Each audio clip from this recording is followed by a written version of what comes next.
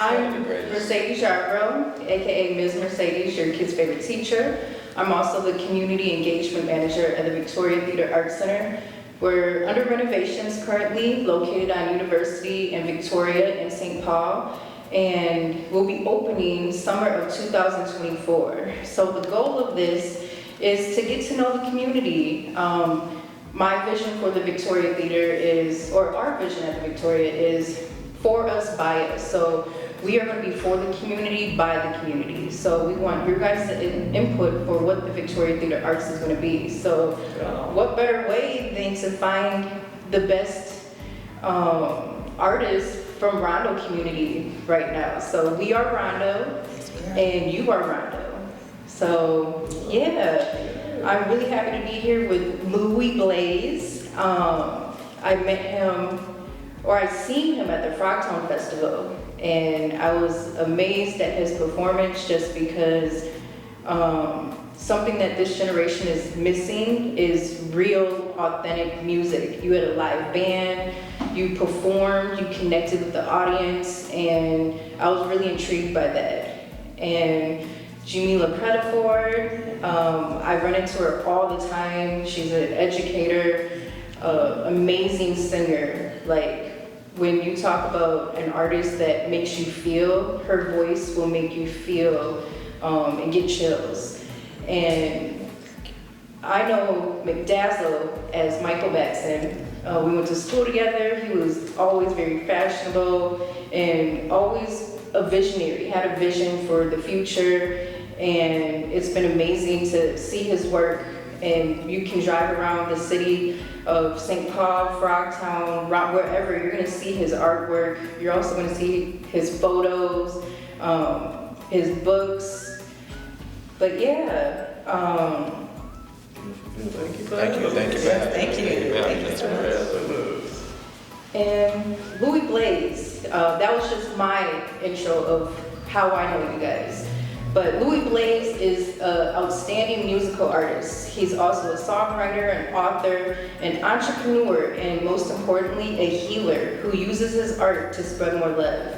Speaking of healing, we also have Jamlea Pettiford, aka God's Queen. The name speaks for itself. She's an amazing vocalist who uses her voice to help heal her community, and is an educator, singer, playwright, poet, and is really taking action in the community with the youth, but also healing with her voice with right now we're struggling with homelessness, and she's very active in the homeless community and shining her light on mental illness and healing.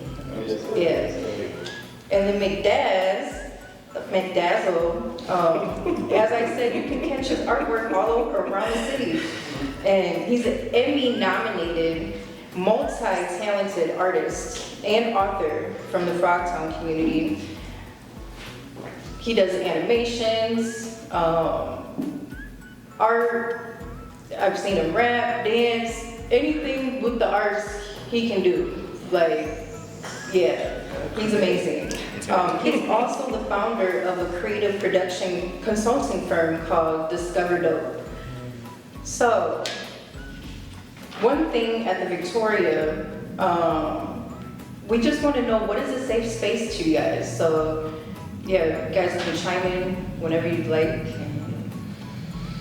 I think a safe space for artists in particular, and artists that are culturally sound as we are, is a space that really celebrates the individuality of who it is that we are, but also enhances and encourages all the multifaceted ways that we do our art.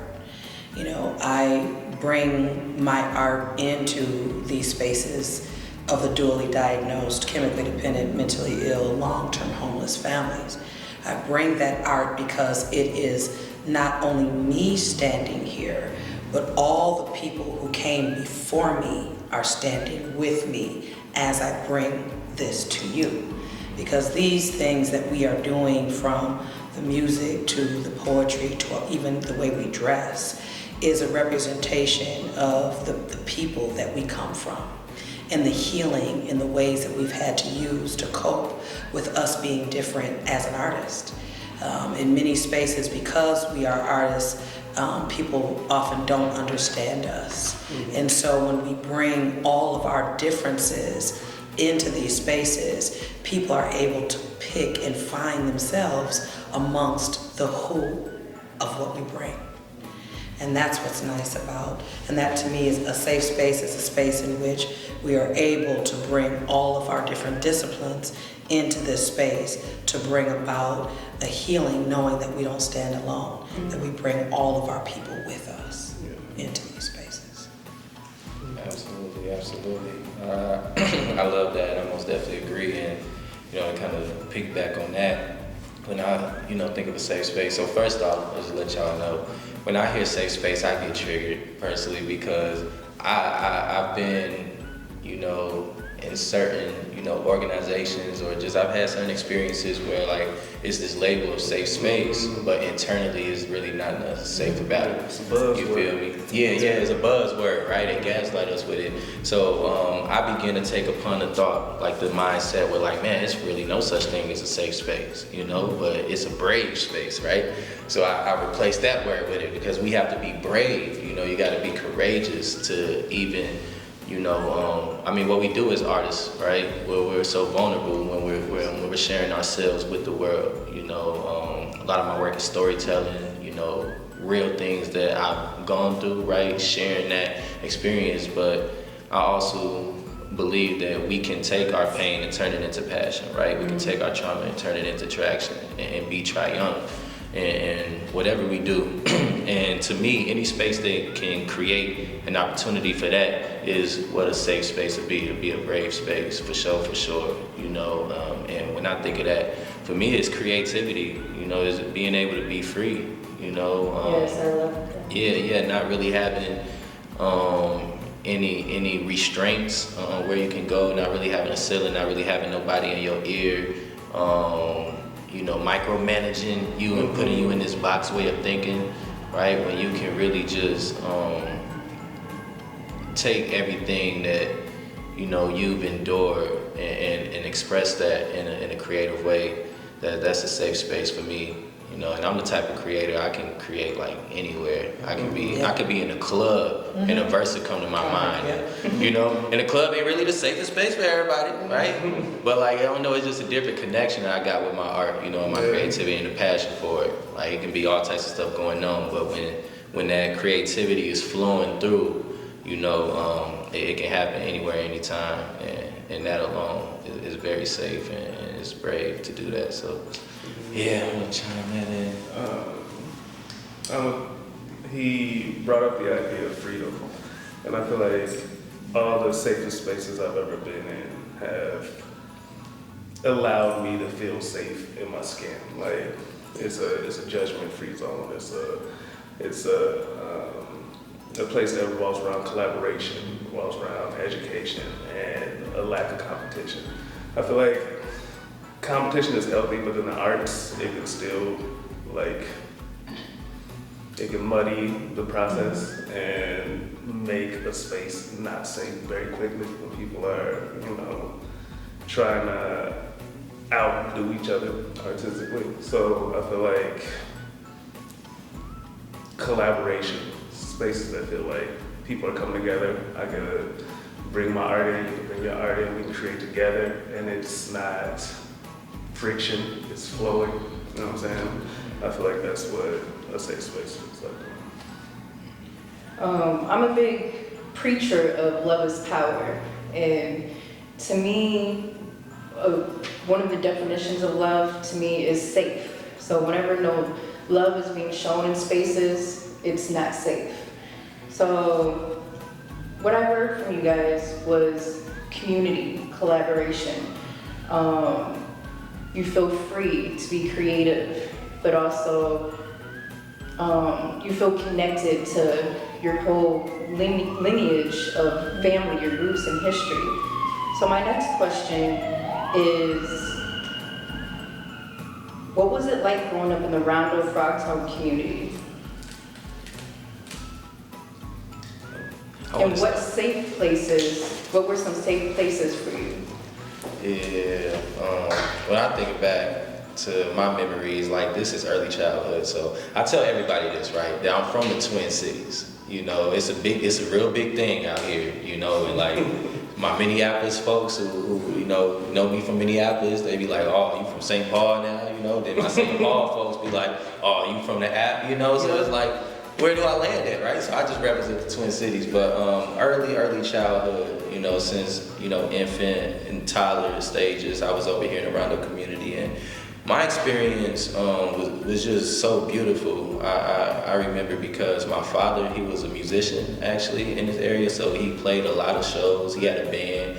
He used to throw like parties at his house, you know, so our block was the one that was, you know, busting, right? And I remember being that young child, just being able to absorb all of that creative energy and seeing what it looks like to get people together, you know, and commune on the food, you know, and that was very healthy for me at a young age because I was exposed to what community looks like, you know, and growing up, just with me having such a nomadic childhood and getting into different things, I began to learn more, right? And somewhere along my journey, I felt like kind of displaced from that feeling of community, right?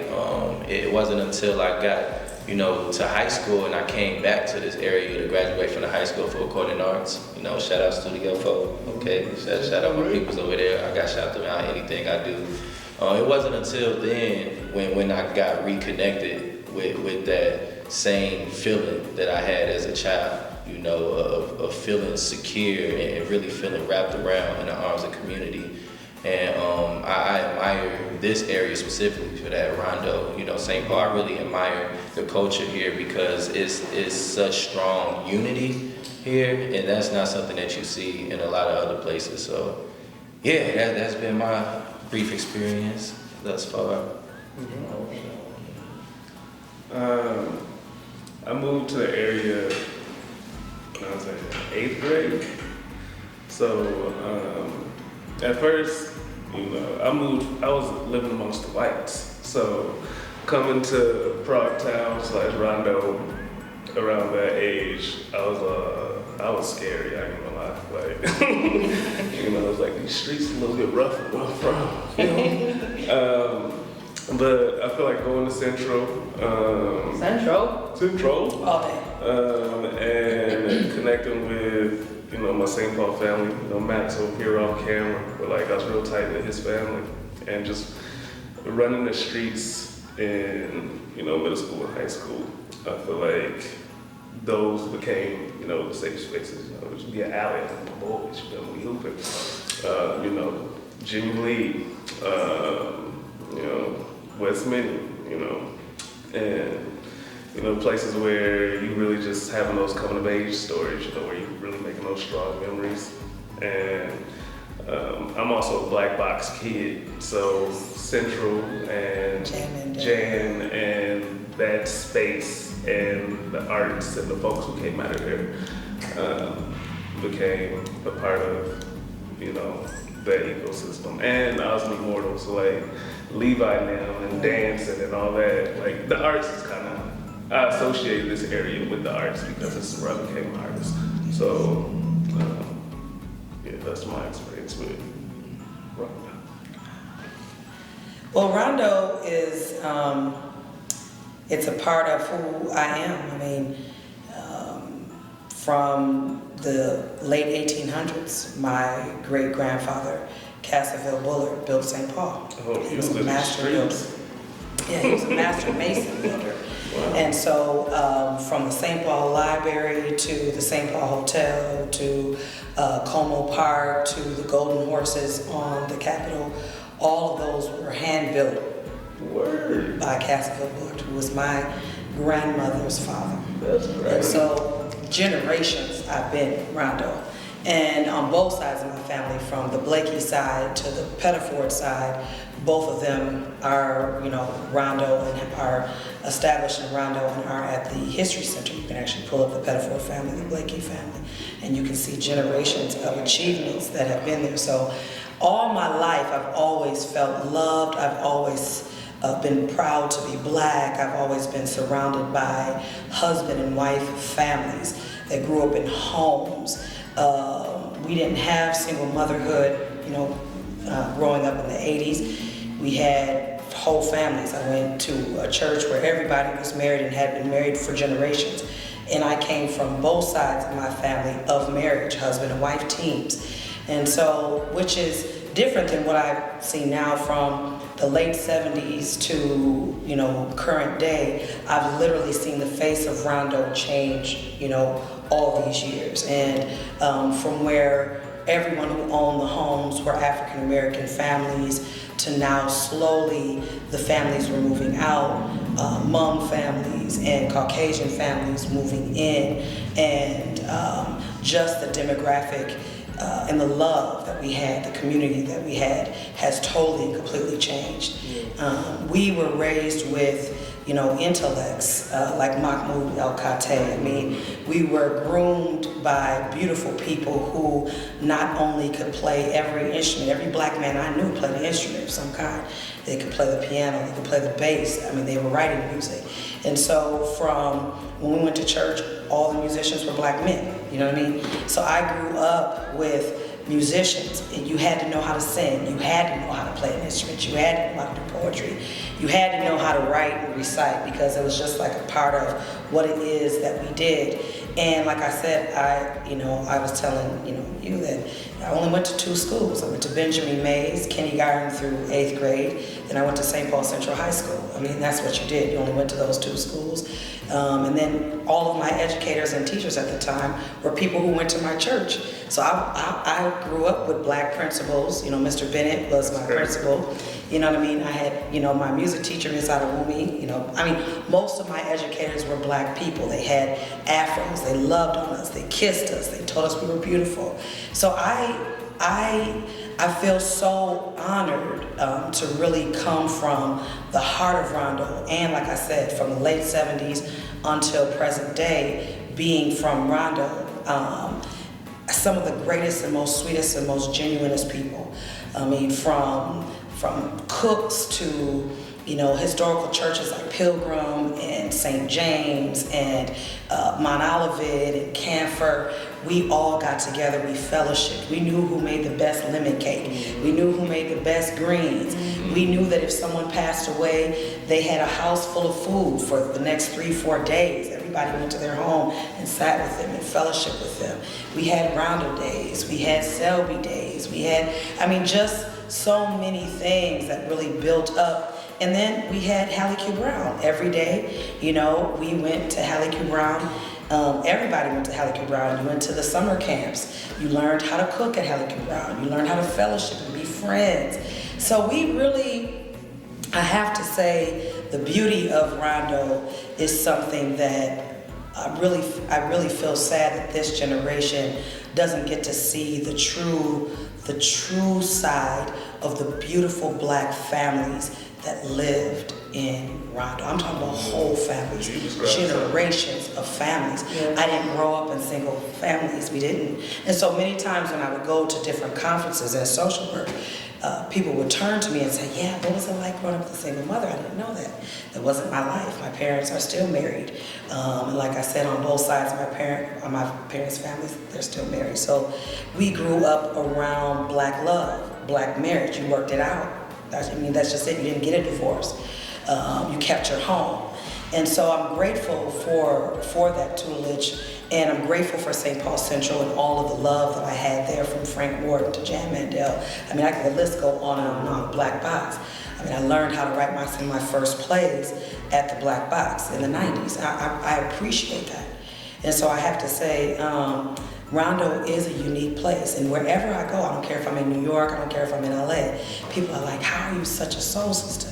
And you're from Minnesota. I'm like, where they do that at? And I'm like, but you don't know, because some of the best intellects, some of the best cultured people have come from Rondo. Just facts. Facts. So, Will You in the Smith, story. Will Smith, I can go in his ahead. book he wrote, he made a statement saying the 5 closest people or the 5 closest people you are closest to are a part of you, like a piece of you. So it really shows who raised you because you're a reflection of them. It's beautiful. After listening to all your guys' answers, it really showed the power of how programs were very influential into your craft.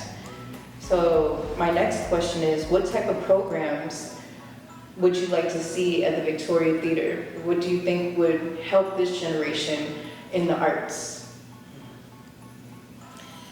Well, number one, I think we learned early to love ourselves. I know now as a theater teacher who is developing 6th, 7th, and 8th grade minds, it's very difficult to get them to do anything outside of themselves if they don't like themselves. If they have a self-esteem issue, they won't speak, they won't try to perform, they won't even initiate trying. And so what I love about the way I was cultured is I was taught to love myself. I've always been a bigger girl. I was taught to like that. Stop pulling on your dress. You're fine. Your body's fine. There's nothing wrong with you. Be you, you know? And because I was taught that, when I would go up and sing and close my eyes and go ahead, baby, you're beautiful. You got this. They'd give me some little slide little money in my hand. They'd kiss me and tell me how pretty I was. These are things our children are not receiving now.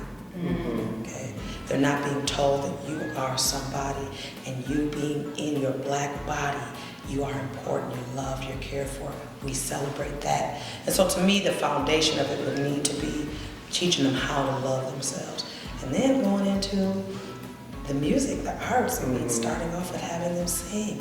I was in city songs, you know, where we were learning from Kevin Jackson how to sing, how to hit the notes, how to roll our neck when we were hitting certain notes and getting them out. And then we learned different instruments and stuff, you know. So we were really taught first to love ourselves, because without that, you can't come out of yourself to even try to perform. You know I love that. Love is power. Love is power. Yeah, I feel like, you know, there has to be some form of play involved. Like, I feel like sometimes you feel like everything's so serious all the time. And you can't have that, especially when you're a young artist, you can't have that kind of weight on, because creativity is just playing, drawing, scribbling, coloring, you know, playing with words, that's all play. And I feel like it's at the foundation of the programming that you guys put into the Vic, that is one of the pillars. I think that's important, you know. And you're right about that. To remove that uptightness, to remove the stress of that, because that does stifle that gift, because you feel like you can't be weird or odd or different, because it's like, well, that's not what we would normally do. It's okay, because that's what draws people to the art, is that weirdness, that oddness, that play, that creativeness. Yeah. I love that. I feel like that's where I've been at in this like stage of my artistry in my career. Just, you know, graduating from Studio 4 and learning about the business of music, right? You know, we learn as an artist, like, you know, if you want to protect yourself and, you know, actually like, you know, receive the fruits of your labor, you got to understand the business behind it, because a lot of us, you know, have been taken advantage of, right? And other people have exploited our creativity and our talents and monetized on us. So it's important to know the business. But I got to a certain point in my life to where I noticed how me just trying to think too much about the business side was kind of taken away from that spirit to just play and have fun with my artistry. You know, like this whole identity thing, like I can't do this when I'm here, or like just being more conscious of all of that, and it kind of put this tight squeeze on me. And one day I just woke up, I was like, you know what, F it. I mean, like you were just saying, love yourself, like it's okay. Once I was able to lean more into that, I began to feel that passion, you know, that childhood like passion come back. And that's what I think creativity and life is all about. It's like living like a kid again. You know, we all just want to live like a kid again, right? But yeah, most definitely that play piece. When I think about programs, I love what you said. For me, that's first and foremost, most definitely, is loving ourselves, right? So I work for the county, and I do anti-violence work. So I'm responding directly to, you know, gun violence when somebody is shot, injured.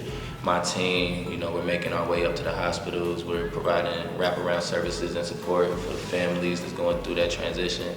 And then on the back end side of that as well, I work directly with like a group of youth that's like transitioning out of juvenile correctional facilities and things of that nature. And my biggest thing that I talk to them about is our birthrights, right? You know, because we talk about civil rights, you know, and all of these rights here, but we don't talk about our birthrights, which is some of those things you just said. You are valuable, you are lovable, you are powerful, you are important, right? And these are values that was instilled to us by Rondo man himself, Danny Gibbons. That's the director of Healing Streets, right? Rondo raised man himself, just an amazing role model, somebody that's really like been able to take me up under his wing and put me in a position to win, and most importantly to, you know, give back, right, to the next generation in such a beautiful way. And it's crazy because I just heard you say your family, it was the Blakeys, right? If it wasn't for Sir Arthur Blakey, then Danny Gibbons wouldn't have been in a position to do what he do for all of us nowadays. So it's crazy how all of this is like disconnected. It is. Like the work that I do literally would not exist if it wasn't for Arthur Blakey having the forgiveness and the grace and the mercy for Danny Gibbons when, you know, they, you know, had their situation, if anybody knows that story. But yeah, that's first and foremost for me. We got to be able to love ourselves, you know, and really think it's time for us to highlight the importance of healing, you know, and true healing too. There's so much grief, you know, so much trauma that we endure. We gotta understand what it means to truly heal, you know, and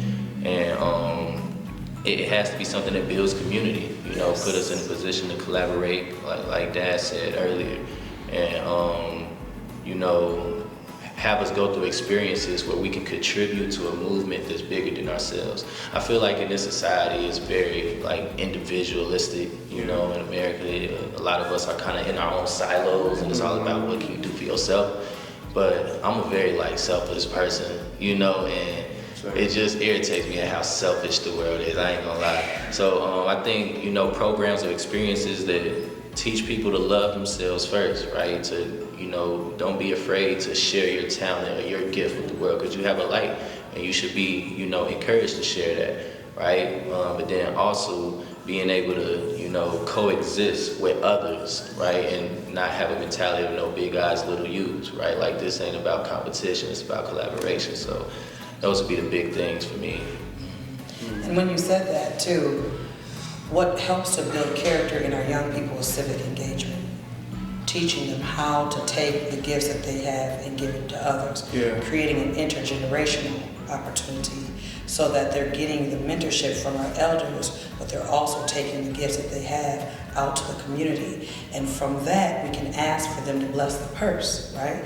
Because we can take our gifts as the children and say, we're gonna come and perform, but now you have to give back to what it is that we're doing. You have to reinvest in us. But now we're getting some of our enhanced skills from our OGs, from the folks, like you said, who are mentoring us along the way. But all these things are a part of our coping healing strategies: storytelling, singing, humming, acting. All these things are a part of our natural Africanism, our natural Blackism, our natural, however you refer to it, these are historical to us. And so when we're teaching our young people through these different programs, right, we are teaching them to come back to themselves. We're teaching them that yes, the world might look like this, but how do we sit in a space and hum and get free?